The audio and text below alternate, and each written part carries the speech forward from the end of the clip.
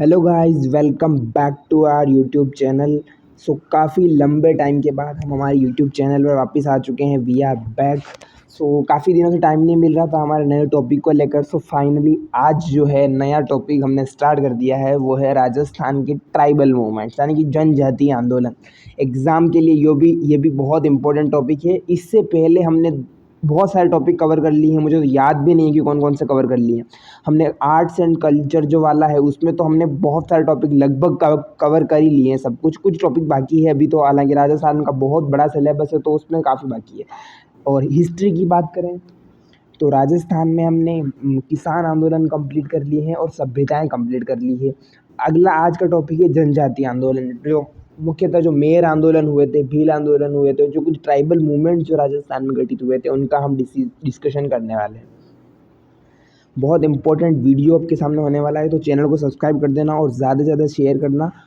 ये जो वीडियो है आपके लिए बहुत इंपॉर्टेंट साबित होने वाला है। राजस्थान के जनजातीय आंदोलन यानी कि भील आंदोलन की हम बात करेंगे सबसे पहले, जो कि हुआ था राजस्थान की धरा पर। इस आंदोलन में क्या क्या मुख्य चीज़ें थी वो हम बात करेंगे। तो सबसे पहला आंदोलन है भील आंदोलन। यहाँ जो इसमें जो सबसे इम्पोर्टेंट, जो हर आंदोलन में एक लीडर होता है, हर आंदोलन में एक लीडर ज़रूर होता है। ये जो भील आंदोलन हुआ था, इनके नेता थे गुरु गोविंद। एक मिनट। गोविंद गुरु के नेतृत्व में ये आंदोलन होता है। और राजस्थान के ऐसे ट्राइबल मूवमेंट्स बहुत सारे हैं, भील आंदोलन, मीणा आंदोलन, ऐसे हम देखेंगे अलग अलग। लेकिन ये जो आज का टॉपिक है वो बहुत बड़ा है सच में। लगभग 18 मतलब 12-13 स्लाइडें इसी की है, 19 है टोटल, उसमें इमेजेस भी है। तो ये जो आंदोलन है उसमें गोविंद गिरी का इंपॉर्टेंट रोल आता है। और क्या क्या होता है, और आपने सुना होगा राजस्थान का मानगढ़ हत्याकांड। आखिर मानगढ़ में क्या हुआ था? एक हमने अलवर का निमुचन हत्याकांड पढ़ा था, जिसको गांधी जी ने जलियांवाला बाग हत्याकांड से भी विभत्स बताया था। वैसा ही उससे भी भयावह हुआ था मानगढ़ हत्याकांड। तो वो इसी स्टोरी का एक पार्ट है, राजस्थान का भील आंदोलन। इसमें ये आपके लिए बहुत इंपॉर्टेंट है, क्योंकि जनजातियाँ भी कहीं ना कहीं आंदोलन का कर रही थी। किसान आंदोलन कर रहे थे, जनजातीय आंदोलन कर रही थी, सब लोग त्रस्त थे, एकदम दुखी थे। ऐसी भयावह स्थिति हो गई थी अंग्रेजी शासन के समय। तो इस तरीके से उनकी नीतियों के कारण वो आंदोलन कर रहे थे। ये जो आंदोलन है भील विद्रोह, हम इसको शुरुआत करते हैं। एक शांतिप्रिय जनजाति रही है, वे अंग्रेजों के आगमन तक स्वतंत्र जीवन व्यतीत कर रहे थे जब अंग्रेज नहीं आए। 1818 टाइमलाइन आप ज़रूर याद रखना। एक तो इस आंदोलन की अगर आप टाइमलाइन नहीं पढ़ पाए तो इसके लिए आपके लिए काफ़ी दिक्कत हो जाएगी, क्योंकि आपको एग्जाम में आते हैं कालक्रम के अनुसार जमाने वाले।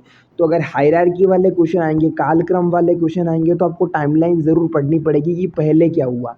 अंग्रेज जब आते हैं उससे पहले जो है वो भील काफ़ी शांतिप्रिय रह रहे। एक इंसान की कैपेसिटी होती है कुछ भी चीज़ें की सहन करने की, लेकिन जब वो उस चीज़ को खो देता है तब वो एक आंदोलन में तब्दील हो जाता है। अगर आप सोशल मूवमेंट्स की, अगर आपने कॉन्सेप्ट पढ़ा है, सामाजिक आंदोलन के सिद्धांत, तो एक रिवर्टलाइजेशन थ्योरी होती है और एक रिलेटिव डिप्रेवेशन, सापेक्ष वंचना का एक सिद्धांत होता है समाजशास्त्र में। अगर आपने वैसे थोड़ा अलग टॉपिक है, तो उसमें क्या होता है कि कुछ चीज़ों की एक लिमिट होती है। तो उनको लगता है कि उनके साथ दूसरों की अपेक्षा ऐसा व्यवहार हो रहा है जिससे वो महसूस कर रहे हैं, वंचित महसूस कर रहे हैं, शोषित महसूस कर रहे हैं। तो ये सब मिलकर एक आक्रोश, एक फ्रस्ट्रेशन में बदल जाता है।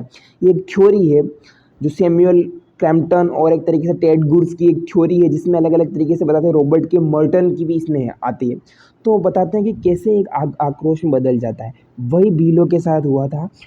आखिर वो कब तक सहन करते? इतना सहन करते करते एक लीडर की आवश्यकता हुई और गोविंद गुरु के नेतृत्व में आंदोलन तब्दील हुआ। ये एक मास मूवमेंट में तब्दील हुआ। और क्या क्या एक्शन हुआ अफर्मेटिव, तो वो हम देखते हैं। सबसे पहला कि अंग्रेजों ने उन पर 1818 ईस्वी के पश्चात उनके ऊपर स्थापित अर्ध सामंती व अर्ध औपनिवेशिक नियंत्रण उनके विद्रोह के लिए बाध्य किया। तो 1818 के बाद पश्चात अंग्रेजों ने उन पर आधिपत्य स्थापित किया। उदयपुर राज्य के 1818 में उदयपुर राज्य के भीलों ने अनेक कारणों से विद्रोह कर दिया। आंदोलन की शुरुआत होती है 1818 में।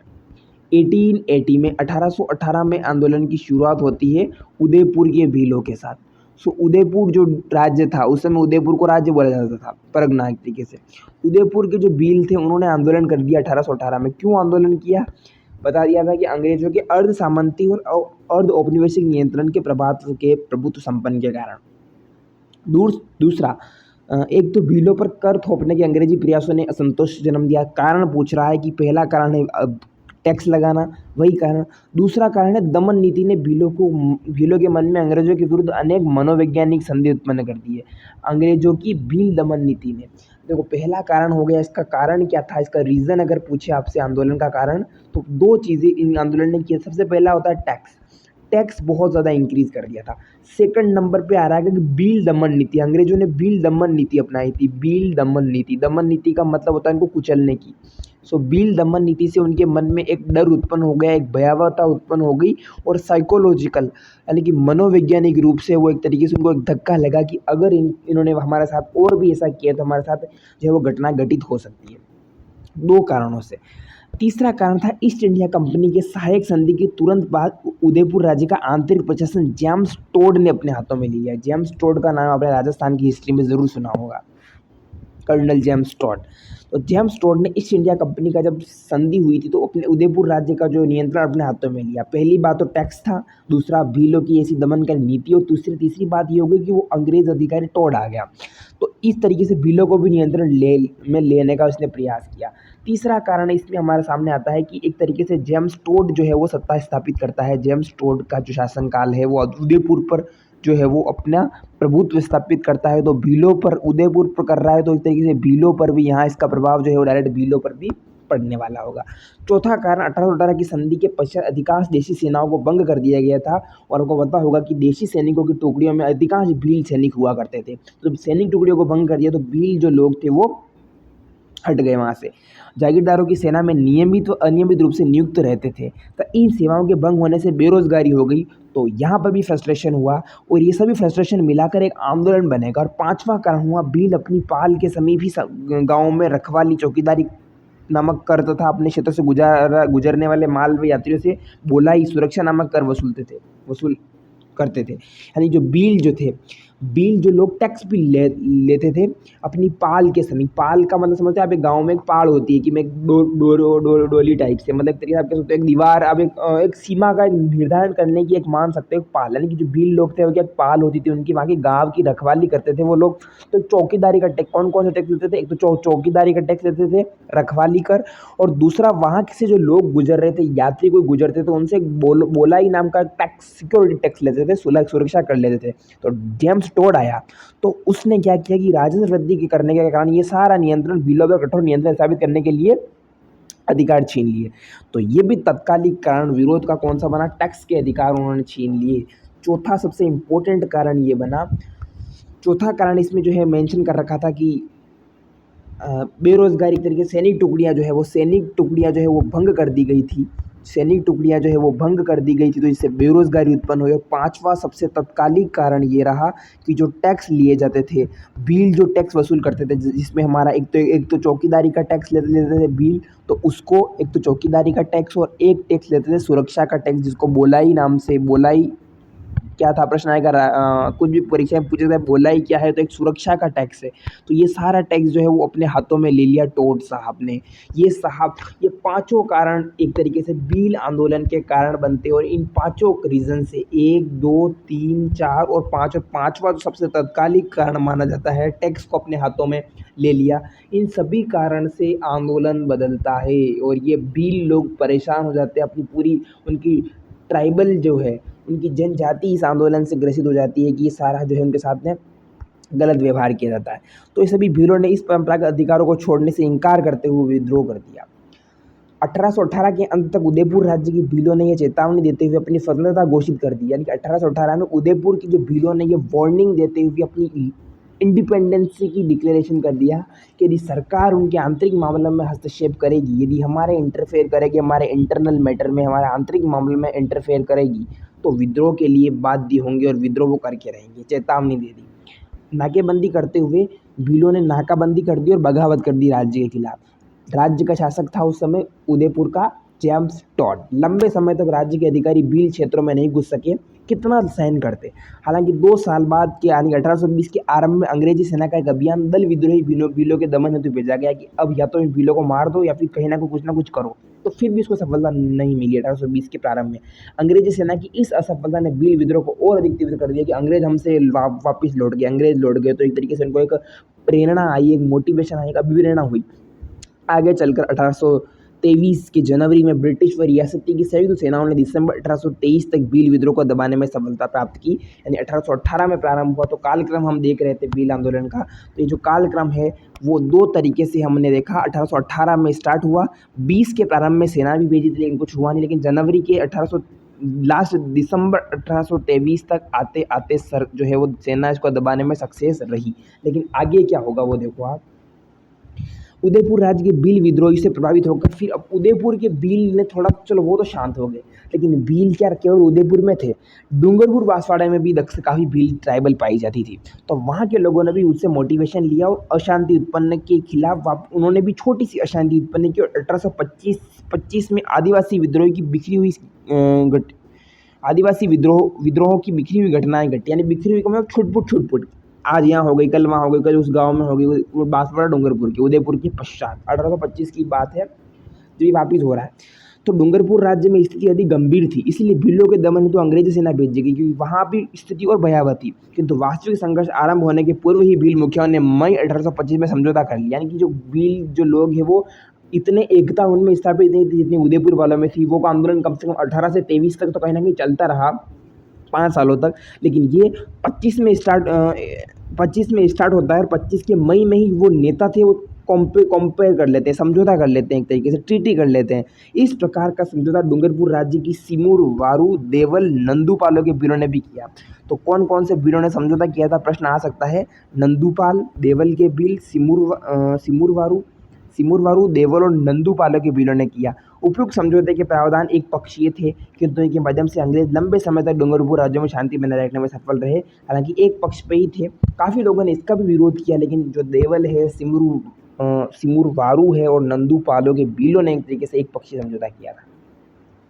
उदयपुर राज्य के भीलों ने भी कभी इस प्रकार की शर्तें स्वीकार नहीं की थी तथा अंग्रेजों व डूंगरपुर राज्य के समक्ष समर्पण नहीं किया, लेकिन उन्होंने कर लिया। जनवरी 1826 में गिरासिया भील मुखिया दौलत सिंह एवं गोविंद राम ने अंग्रेजों व उदयपुर राज्य के खिलाफ विद्रोह कर दिया था।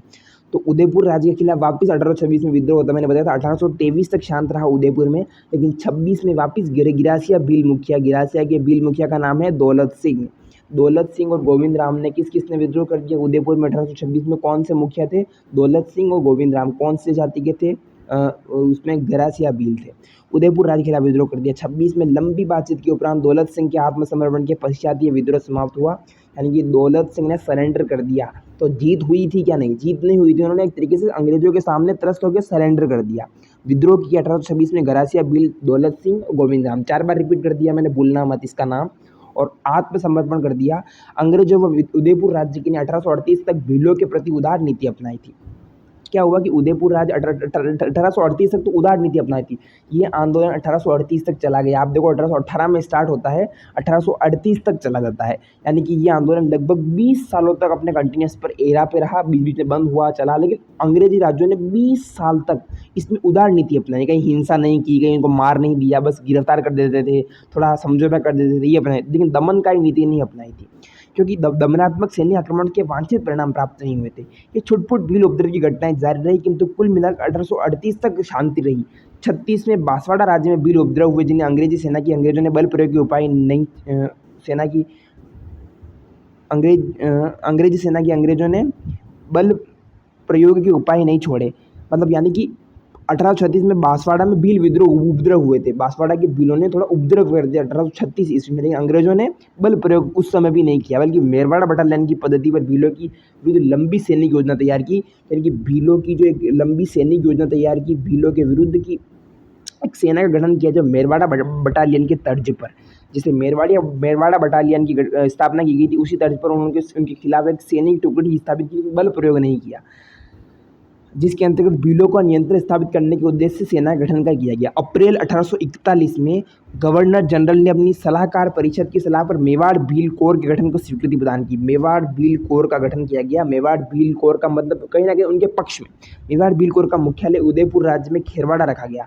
तो मेवाड़ भील कोर का गठन, मेवाड़ भील कोर का मुख्यालय कहाँ रखा गया? प्रश्न परीक्षा में प्रश्न पूछा जा सकता है। मेवाड़ भील कोर का मुख्यालय, मेवाड़ भील कोर का जो मुख्यालय था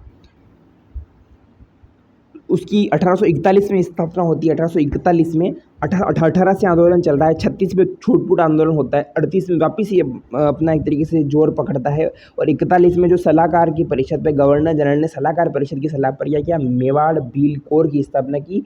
मुख्यालय रखा गया उदयपुर के खेरवाड़ा में। मेवाड़ के भील क्षेत्र में खेरवाड़ा एवं कोटड़ा में 2 छावनियाँ स्थापित की गई थी, खेरवाड़ा एवं कोटड़ा। ये देख सकते हो भील आंदोलन की एक तस्वीर हमारे सामने है। इस तरीके से उस समय के लोग जो है कितने एकत्रित थे, कितने एकमुश्त थे, एक तरीके आप देख सकते हो। यानी अंग्रेजों ने, आप यहाँ पर देख सकते हो 20 सालों तक तो कुछ भी बल प्रयोग नहीं किया गया। अंग्रेजों के सैनिक उपाय कुछ समय तक ही भीलों को शांत रख सकते थे। आखिर वो कितना कर सकते थे? भील आंदोलन शांत होने का नाम नहीं ले रहा था। बिना बल प्रयोग के वो लोग समझ नहीं रहे थे। अब अंग्रेजों के पास लास्ट ऑप्शन क्या रहता है? देखिए 1844 में बांसवाड़ा राज्य में छुटपुट भील विद्रोह हुए। 44 की बात आ गई है। इसी समय यानी कि लगभग आप देख लो, लगभग हमारे 26 साल पूरे हो गए हैं।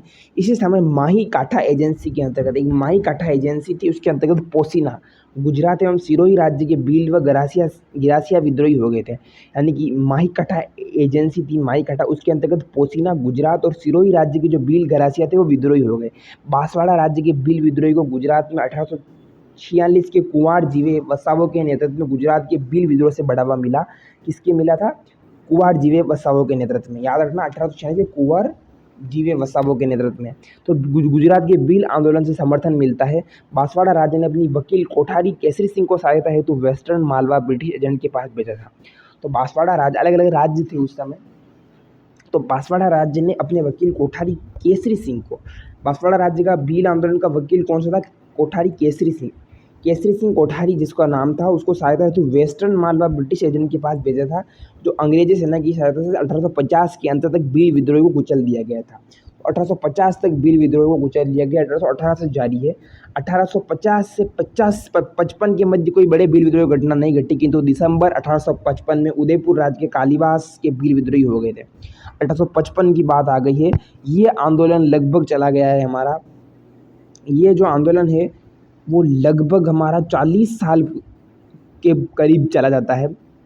सॉरी 30 साल के आसपास लगभग आप देख सकते हो। इसमें 30-40 साल इसको 1855 के समय हो जाते हैं। भील विद्रोह, महाराणा ने मेहता सवाई जयसिंह को एक सेना लेकर 1 नवंबर 1856 को भीलों के दमन हेतु भेजा। सेनाओं ने गाँव में आग लगा दी और भारी संख्या में भीलों की मौतों को उतार दिया गया। तो फाइनली यहाँ जाके विद्रोह बहुत भयावह रूप लेता है, वायलेंस बन जाता है। महाराणा 1855 में जब विद्रोह हो जाते हैं तो 56 में के नवंबर में उदयपुर के महाराणा ने क्या किसको भेजा था? मेहता सवाई जय सिंह को सेना का नेतृत्व करके भेजा था। मेहता सवाई जय सिंह, याद रखना। तो उन्होंने गांव में आग लगा दी, भील मर गए। 1860 में निरंतर छुटपुट घटनाएं घटती रही 60 तक। 57 ईस्वी की क्रांति के दौरान, 1857 में जो क्रांति हुई थी उसमें भी भील विद्रोह की संभावना थी, किंतु भील इस राष्ट्रीय क्रांति से अनभिज्ञ थे। वो बस अपने लेवल पर सीमित थे, तो उन्होंने कुछ बड़ा विद्रोह उस समय नहीं किया था। 1861 में उदयपुर के समीप खेरवाड़ा, जो हमने यहाँ पर एक उस बटालियन का उन्होंने सेंटर रखा था, उसमें भील उपद्रव की घटनाएं सामने आई। 63 में 1800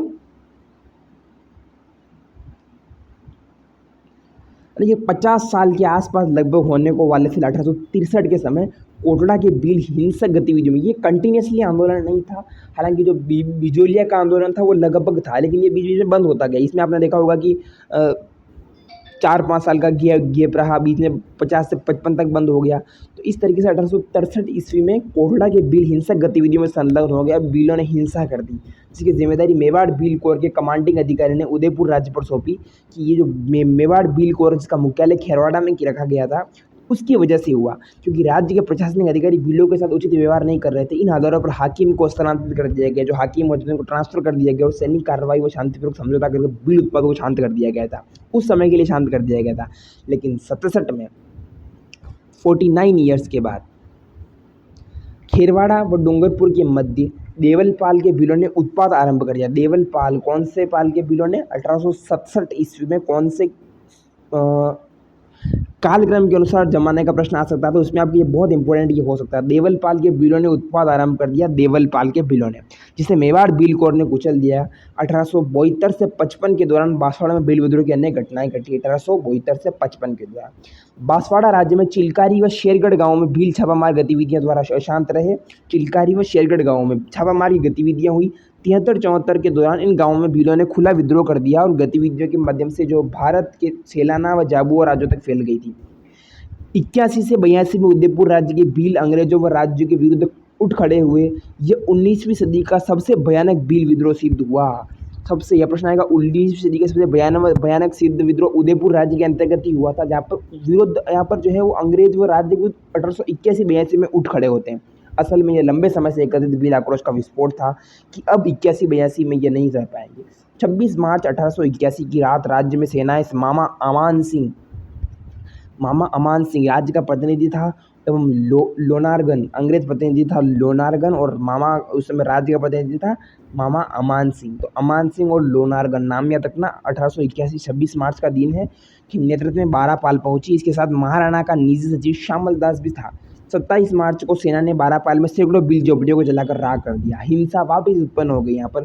28 मार्च को पूरा दिन सैनिक अभियान जारी रहा और 12 पाल के आसपास भीलों के झोपड़ों को जलाया जाता रहा। फौज की इन कार्रवाइयों से बचने के लिए अधिकांश भीलों ने स्वयं घेरों को उजाड़कर जंगलों पहाड़ियों की चोटी पर भाग गए, सुरक्षात्मक शरण ली थी। तो ये हिंसा कहाँ तक फैली गई थी उस समय, जो उन हिंसा फैलाने वाले अधिकारियों में किस किस ने आग लगाई थी? राज्य का प्रतिनिधि था, अंग्रेजों की राज्य का प्रतिनिधि अमान सिंह, मामा अमान सिंह की सेना ने, और लोनारगन अंग्रेज प्रतिनिधि, लोनारगन और अमान सिंह, लोनार अमान क्या रखोगे, लोनारगन अमान सिंह, और महाराणा का निजी सचिव था श्यामल दास ने। ये सभी लोगों ने जला दिया 27-28 मार्च के थे। तो भील यहाँ से भाग गए। अपनी स्थिति सुदृढ़ भीलों ने मार्ग में बाधा उत्पन्न कर राज्य की सेनाओं को आगे बढ़ाने से रोक दिया। निराश सेना व सेनापतियों ने सुरक्षात्मक स्थिति लेकर रिखवदेव में डेरे डाल दिए। तो भीलों ने रिखवदेव में डेरे डाले थे। कहाँ पर? रिखवदेव। यहाँ लगभग 8000 भीलों ने इन्हें घेर लिया। इस विद्रोह के प्रमुख नेता बिलकपाल का गामेती निमा, पीपली का खेमा एवं सगात्री का जोइता थे। तो इस तरीके से बिलकपाल का जो गामेती थे, बिलकपाल का गामेती, तो इस विद्रोह का प्रमुख नेता कौन थे? बिलकपाल का गामेती निमा, पीपली का खेमा एवं सगात्री। ये बिलकपाल का गामेती का मतलब इस नेता का नाम है। पीपली एक स्थान का नाम है, पीपली का खेमा उसका नाम है, और सागित्री का जोइता थे। तो जोइता, खेमा, गामेती, ये अजीब नाम है भीलों के, तो अब याद रखना, गामेती, खेमा और जोइता थे। नेतृत्व किया था। सैनिक अधिकारियों ने भीलों के साथ साथ शांति समझौते का प्रयास किए, किंतु सफलता नहीं मिली। महाराणा का निजी सचिव श्यामल दास ने रिखवदेव मंदिर के पुजारी खेमराज भंडारी की वजह से भीलों से वार्ता आरंभ की। कि श्यामल दास ने कहा कि हम खेमराज भंडारी के साथ वार्ता आरंभ कर रहे हैं, और 25 अप्रैल 1881 को भीलों के साथ एक समझौता हो गया। राज्य के अधिकारी आधा बराड़ कर छोड़ रहे, यानी कि राज्य के अधिकारी मान गए आधा जो कर था, टैक्स था, ये आधा टैक्स, आधा तो लेंगे, आधा छोड़ने, भविष्य में भीलों को जनगणना कार्य में कष्ट न पहुंचाने। विद्रोही भीलों को माफ़ी देने पर सहमत हो गए कि आपको माफ़ कर देंगे। कौन कौन सी शर्तों पर माने, याद रखना, माफ़ी देने पर कि विद्रोह किया इसके लिए कोई राजकार्य का मुकदमा नहीं लगाएंगे, आपको जनगणना में दिक्कत नहीं करेंगे, आधा टैक्स आप ले सकते हो। भीलों ने राज्य की नियमों का पालन करने का वचन देते हुए कानून विरोधी गतिविधियों में संलग्न होने की स्वीकृति दी। तो इस तरीके से भील शांत हो गए। पूर्ण शांति स्थापित फिर भी नहीं हो पाई थी, याद रखना। अब क्या होता है? सबसे बड़ा ट्विस्ट आता है। मेवाड़ की भील समस्या को 19वीं सदी के अंत तक पर्याप्त सीमा तक सुलझा लिया गया था, किंतु डूंगरपुर बांसवाड़ा की भीलों पर ध्यान नहीं दिया गया था। उदयपुर राज्य की बात हो रही ज़्यादातर, लेकिन डूंगरपुर बांसवाड़ा की भील वो अभी भी वैसा ही महसूस कर रहे थे। प्रारंभिक वर्षों में डूंगरपुर बांसवाड़ा के राज्य में गोविंद गिरी के नेतृत्व में अब यहाँ आंदोलन शुरू होता है। लगभग गोविंद गिरी का जिक्र आता है डूंगरपुर बांसवाड़ा में, शक्तिशाली भील आंदोलन। गोविंद गिरी ने भीलों के उत्थान हेतु समाज एवं धर्म सुधार के लिए अनेक कार्य किए थे। राजनीतिक आर्थिक विद्रोह परिवर्तित हो जाता है। तो याद रखना, गोविंद गिरी का अगर जन्म स्थान पूछे तो डूंगरपुर में बेड़सा नामक गाँव के, डूंगरपुर का उनका जिला डूंगरपुर था, उनका गांव था बेड़सा, और निवासी एवं जाति से बंजारा है। तो गोविंद गिरी इनके नाम से विश्वविद्यालय भी है बांसवाड़ा में। आपने जो है Govind Guru tribal university, GGTU जिसको बोलते हैं, गोविंद गुरु जनजाति विश्वविद्यालय बांसवाड़ा में। तो इसी तरीके से गोविंद गुरु डूंगरपुर में बेड़सा गांव से थे, बंजारा जाति के थे, छोटे किसान थे।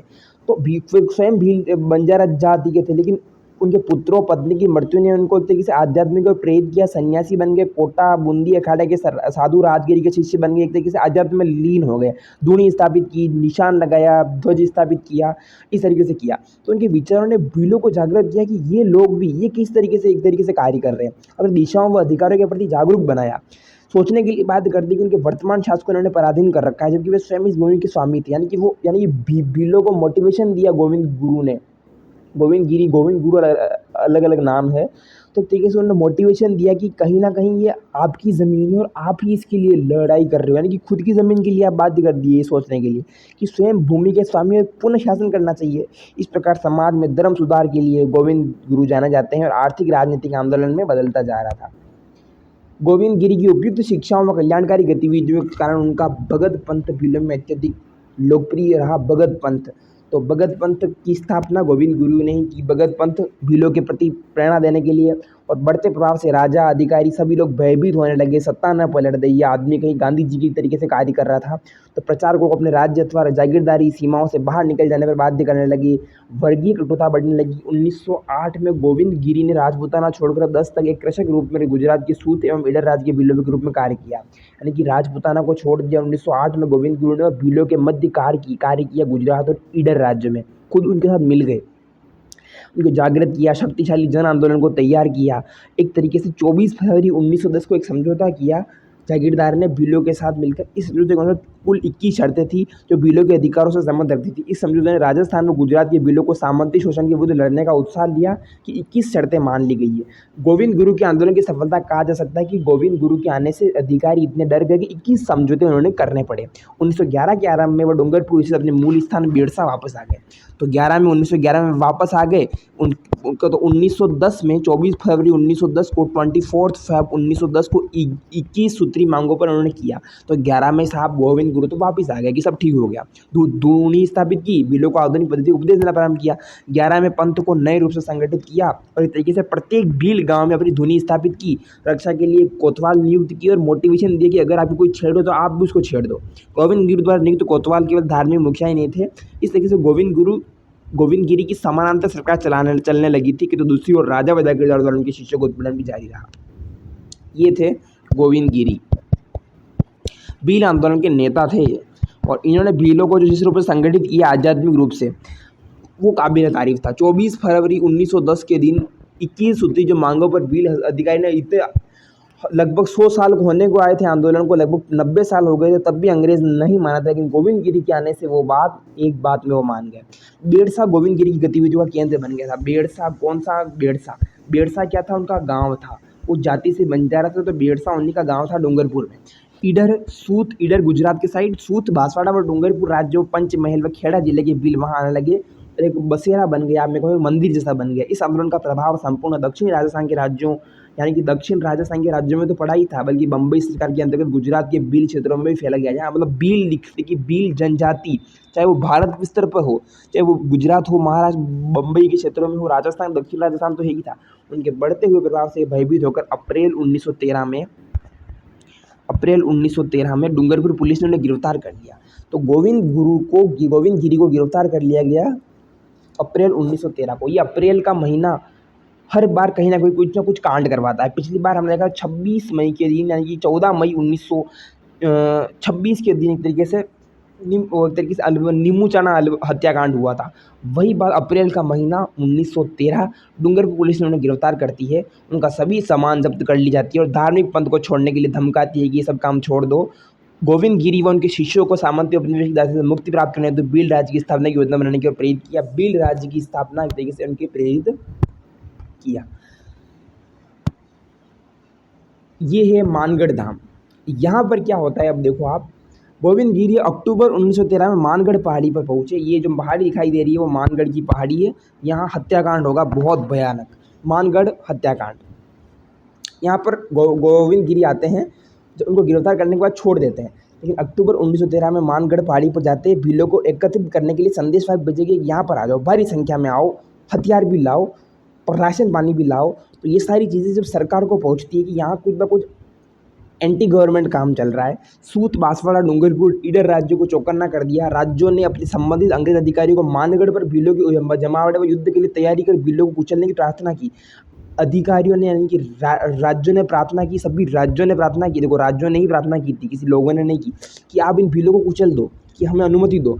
6 से 10 नवंबर 1913 में मेवाड़ भील कोर की 2 कंपनी, जिनके मुख्यालय खेरवाड़ा में थे, तो मेवाड़ भील कोर की 2 कंपनियाँ 6 से 10 नवंबर 2 कंपनियाँ 104 वेलेस्ली राइफल्स की 104 वेलेस्ली राइफल्स की एक कंपनी व 7वीं राजपूत रेजिमेंट की कंपनी। कंपनियाँ याद रखना, 104 वेलेस्ली राइफल्स, 104 वेलेस्ली राइफल्स और 7वीं 7th राजपूत रेजिमेंट की एक कंपनी मानगढ़ में भीलों के जमावड़े को कुचलने के लिए पहुंची।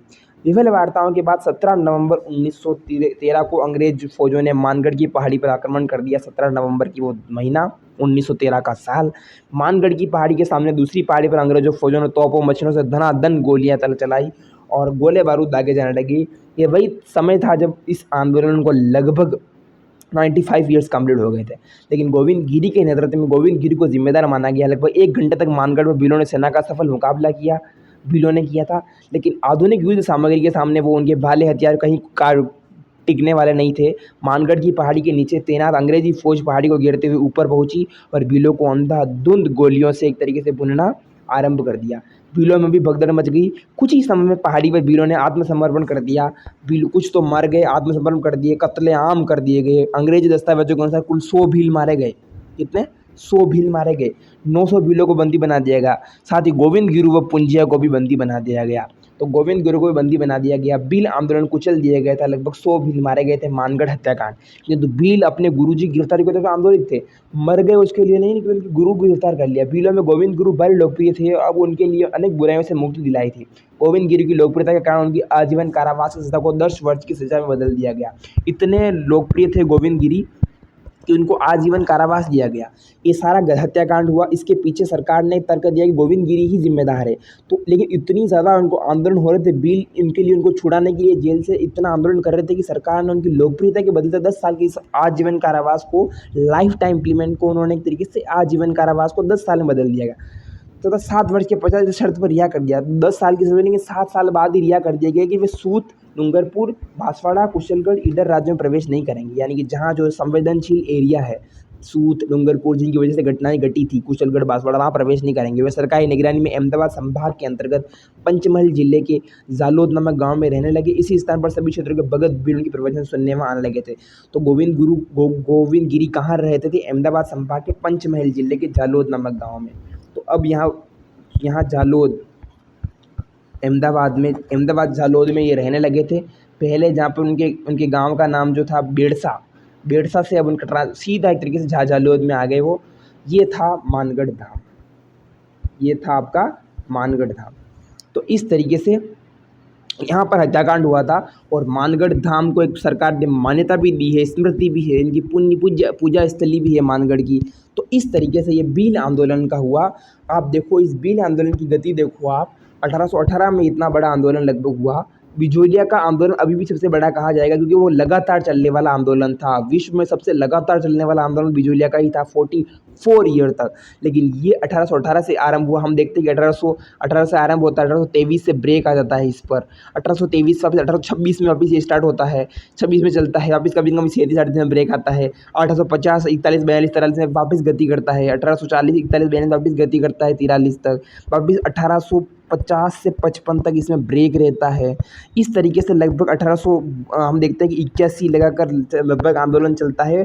81, 82 तक आसपास, 82, 84 इस तरीके से आंदोलन चलता रहता है। लेकिन 1908 में जब एंट्री होती है गोविंद गिरी की, तब आंदोलन का रुख ही बदल जाता है।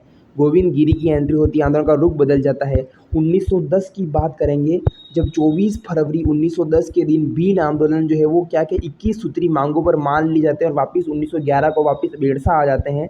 लेकिन बात महीना आता है 1913 का वो महीना और साल था अप्रैल का महीना, जिस दिन वो इकट्ठे होते हैं, लेकिन उनको गिरफ्तार कर लिया जाता है। तो अप्रैल 1913 में उनको गिरफ्तार कर लिया जाता है और लास्ट में आके हम देखते हैं लास्ट में कि हम देखते हैं कि नवंबर 1913 में, तारीख भी पता याद रखना, 17 नवंबर 1913 को दनादन गोलियां चलाई जाती है उन भीलों को, और 100 लोग एक डेटा है कि मार दिए जाते हैं। और इस तरीके से वापिस अब उनको रिहा कर लिया जाता है। आजीवन कारावास की जगह उनको 10 साल की सज़ा सुनाई जाती है, लेकिन 7 साल में उनको रिहा कर दिया जाता है भारी आक्रोश की वजह से। लेकिन इस शर्त पर रिहा कर लिया जाता है कि वो ना तो डूंगरपुर जाएंगे, ना बांसवाड़ा जाएंगे, ना कुशलगढ़ जाएंगे, और ना ईडर जाएंगे, ना सूत जाएंगे।